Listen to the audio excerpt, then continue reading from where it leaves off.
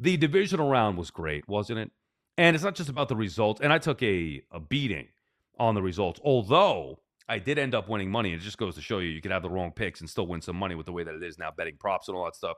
Um, but you had a highly competitive game. I thought that game should have been the one of the night games, at least Saturday night or Sunday late afternoon.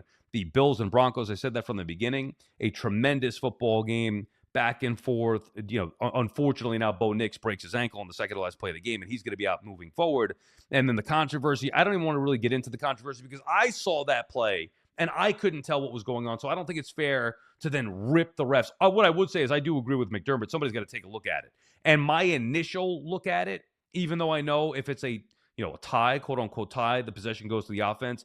I thought that was more of an interception than I did think that was a catch. So I can't go nuts and say Buffalo got screwed. But I do feel badly for Josh Allen. He wasn't great. They should have beaten the Broncos. They didn't. And, it would have been great to see a rematch with the Bills and Pats, see what the Bills could have done again up in New England. We're not going to get that. And now we get a game with New England going to take on Jared Stidham and the Broncos. And it's hard to believe that that's the AFC Championship game. And obviously that leads to McDermott getting fired. And I was actually surprised. I'm not surprised overall, but I was surprised after their win against the Jags in the wild card round. And then even the way that they lost in that game, I could understand the move. But I was surprised the timing of it because, dude, you had Harbaugh was out there. And now you're going to fire McDermott? Not only Harbaugh, you lost Stefanski. He's off the board as well. So two of the hottest coaches in this coaching cycle, and two good ones, certainly one great one with Harbaugh, who obviously goes to the Giants. We'll have much more on him for episode 4 tomorrow, as he's going to have his introductory press conference with Big Blue. So we'll get a lot into that. But why would you do that now and not even put any feelers out there for Harbaugh or anything like that, or even Stefanski potentially, as I said? And now you look at the coaches. Are any of those guys that are available? I mean, they're talking about bringing Dable in potentially.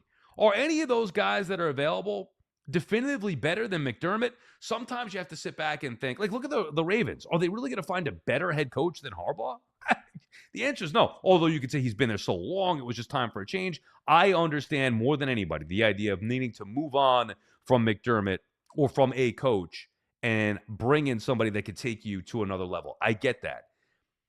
I just don't like the timing of this. And I guess the point is, if you're going to do it, fine, do it, but bring in a guy who's a known commodity. Like, are they going to hire Mike McCarthy? I mean, maybe there was some smoke with McCarthy and the Titans. So who knows what's going on there? I would assume everybody's priorities would change now that if you have a chance to go work with Josh Allen in Buffalo. I mean, that team's Super Bowl. They're Super Bowl ready. They're begging for somebody to get them over the hump and take them to the Super Bowl. From their perspective, though, I would want somebody who's definitively done it before. And you get rid of McDermott, you lose out on Harbaugh to the Giants. Not too many great options for me. Anyway, so that was the first game. The second game absolutely sucked. And I was dead wrong. I don't know. I got caught up in my months ago feel. 2 months ago, a month and a half ago, I felt like the Niners were the better team than the Seahawks. And I failed to look at this game for what it was right now. And I still don't believe in Sam Darnold. And then the oblique, there was an issue with that. I thought the injuries were being overplayed a little bit from the Niners' perspective. Right out of the gate, you knew it, the kickoff return. They were a dead team walking San Francisco and could never gain any kind of momentum. They couldn't move the football. Could not move the football. What a dreadful game. There wasn't enough booze in my house on Saturday to be able to get me through that game. Had my friends in this weekend, as I do for divisional round. It was great. We're drinking, betting, and all that stuff. Saturday, no good. And then Sunday, by Sunday, it's like, all right, stop messing around with the props. We couldn't pick a side in the New England game. I thought that game was going to be tight. And, Texans defense, very good. CJ Stroud sucks.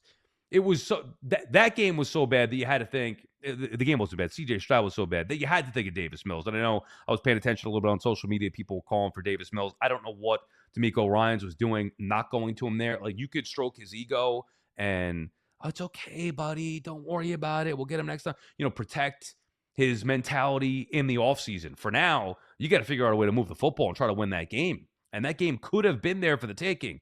And instead, the Patriots back on the high horse as they're back in the AFC Championship game. Vrabel, May, Diggs, the running game, the defense, all the above. Just a terrific performance from New England. We hate them. Sure, we hate them.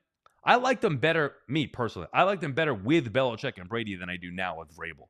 Something about Vrabel just annoys me. And the fact that now Drake May is the next Tom Brady and right away New England's back on top. It's just that is annoying. I would have liked to see them get beat by Buffalo. I don't know if it's going to happen with Denver, but much more on that game later on. Either way, that wasn't a great game. And then you got to the main event with the Rams and the Bears. And maybe I loved it more so because we won on this.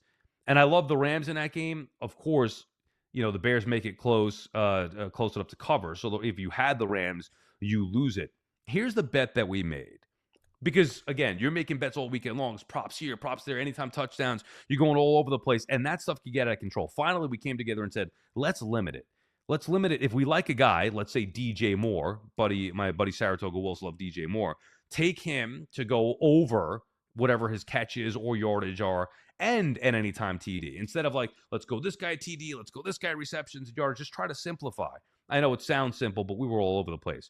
But then we simplified. Had a little DJ Moore anytime touchdown, DJ Moore over yardage, check. Early on, right out of the gate, boom. And now you know you're cooking because that's a hard one. One of my other buddies, Wink, he liked Kyron Williams anytime TD. Okay, a little bit more obvious. And then him over the rushing yards. Check. And then I picked Colby Parkinson, 3 or more catches. I want to go a little bit underdog, under the radar. He had a chance early on, dropped it, whatever. But think of the drama here where we had everything checked off, and I'm pretty sure those were the only 5. And it paid out pretty good. So we needed 1 catch from Parkinson. That was it. And the Bears are down a 4th and whatever it was. And Williams, who again, dude, Caleb Williams, I don't get it. He's not consistent, but he is just unbelievable at times. He's running 20 yards backwards and still completes the touchdown pass to send that game into overtime, which is exactly what I needed. And if you were betting the Rams, obviously it's not a good thing that it went to overtime there. But, with the game-tying touchdown, you're hoping that it falls incomplete. You cover, all is happy.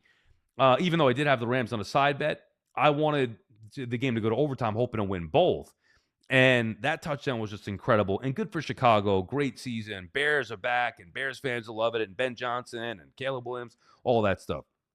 But then, if you saw an overtime after the interception, which I thought was perfect for me, because if they didn't get that interception, the Rams wouldn't have thrown the football. They were near field goal range, probably just run it, kick the field goal, end of story. So the fact that they do intercept it where they did gave us hope that they would throw at least one more ball to Parkinson. They did. We went nuts, and I couldn't care less what happened after that.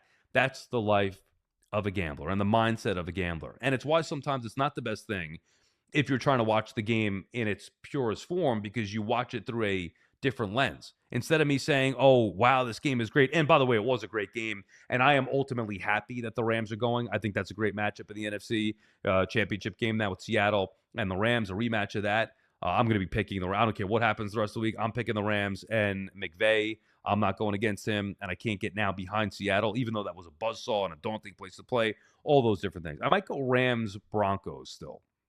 Don't want a rematch of the Rams-Patriots. Anything that keeps the Patriots out of it. Anyway, great game and good for the Rams to win that football game, but I wasn't looking at it in that perspective at that time. I'm looking at it, get Parkinson a freaking catch. And that's what happens, when you do these wild bets like that. So fun divisional round. And now there are 3 football games left in the 2025 NFL season. So as great of the weekends, the last 2 weekends were, we now have just 3 games left. 2 of them obviously coming up Sunday, Championship Sunday, the bye week, Super Bowl February 8th. That's it. Pitchers and catchers. Get us to pitchers and catchers.